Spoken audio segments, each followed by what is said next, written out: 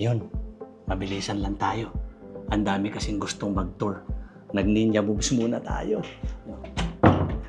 Ito naman yung isa sa mga property na ibinebenta natin dito sa TNC Properties. Okay? Galing tayo sa likod kasi maraming tao sa harapan. Hindi nila alam, nandito na tayo, nagtutour na tayo mga ma'am sir. So pagpasok mo sa likod, sa likod naman tayo, huwag tayo sa main door ha. Ito yung makikita mo. So ito yung kitchen nila. Ito yung finished product na naka-interior. Ito ay pina-interior na para meron kayong option kung paano mo pagagandahin yung bahay mo. 'Di ba? Kasi ang isa sa mga gusto nating ang mangyari at advocacy sa TNC Properties is a home for everyone. Yan, 'di ba? Yan yung kitchen. Meron din silang sink dito. Siyempre yan. The usual, siyempre kailangan mong may sink para maghugas ng mga bagay-bagay na madumi na gusto mong hugasan. Ito yan. May lutuan. Diba? Lalagyan mo lang dito siyempre ng exhaust fan kung gusto mo. Ayan, di ba? So ito yung pinaka-sala. Lobby. Kaya siya lobby kasi mukhang hotel. Yun. Ito yung sala, ito yung main door. Mamaya lalabas tayo dyan. Pero wag muna ngayon kasi nandyan yung mga gustong mauna. Pero inunahan na natin sila. Okay? So ito yung pinakasala natin. No? At yan yung naka-interior na, inayos na yan ng magandang ayos. So siyempre may mirror dyan. May mirror dyan para mas maging mukhang malaki yung bahay mo. Ayun. Diba? So, akyat tayo ngayon sa second floor. Malalaman nyo kung ano yung itsura ng bahay na to sa second floor. Ayun, no? So, nandito ngayon tayo sa second floor. Ito, mga ma'am sir, ito ay na-interior na.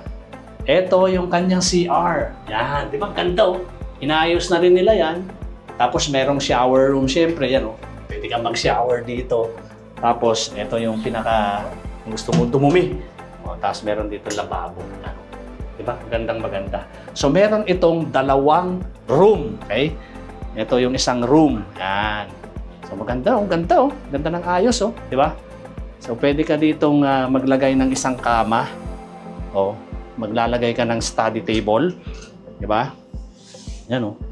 Wow! Study table. At saka, syempre, ito yung cabinet mo. Yun. Pagalingan lang dito, mga ma'am sir. Siyempre, kung paano mo ayusin to, napakarami naman yan option mo sa internet para pagandahin yung bahay na binili mo. Ayan. Ito yung isang bedroom. So, ito, yung master bedroom. Papasok tayo. So, ano ba magiging itsura ng master's bedroom mo? So, ito nilagay nila. Yung pinaka-design nila rito, ginawang mirror, ang pinaka-purpose niyan para mas mukhang malaki yung bahay mo. Yan. Ito na ngayon yung kama. Yan, di ba? Parang masarap matulog dito. Di ba? Tapos, ito ngayon yung kanyang mga cabinet dito. Built-in cabinet na nilagay. Naglagay din sila ng TV dito para meron kang napapanuuran kung ikaw ay bored na. Pero paano ka maboboring kung maganda yung bahay mo, di ba? So, manood ka na lang dyan. Mag-Netflix ka dyan. Mag-YouTube ka. Panoorin mo yung TNC Properties, panoorin mo yung Eric Redulpin para may matutunan ka at hindi ka tatamad-tamad. Kaya nga natin binuksan yung TNC Properties, hindi lang para magbenta ng properties, kundi para may matulungan tayong mga agent na gustong kumita habang nasa bahay lang, nasa tahanan lang, nanay, tatay, estudyante, pwede, welcome na welcome ka dito para kumita habang nag-aaral, habang nasa bahay, kahit wala kang puhunan. Ano lang puhunan mo? Sipag, tiyaga, diskarte, at siyempre, willing kumita. Di ba? Okay, tara, let's go. Ano pa gagawin natin? Di ba, nakita nyo na to?